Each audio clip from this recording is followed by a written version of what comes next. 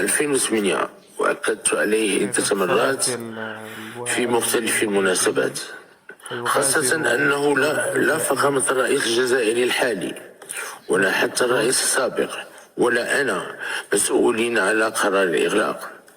ولكننا مسؤولون سياسيا وإخلاقيا على استمراره أمام الله وأمام التاريخ وأمام مواطنينا. وليس هناك أي منطق معقول يمكن أن يفسر الوضع الحالي، لا سيما أن الأسباب التي كانت وراء إغلاق الحدود أصبحت متجاوزة ولم يعد لها اليوم أي مبرر مقبول. هنا من يقول أن إسرائيل نحن لا نريد أن نعاتب أحد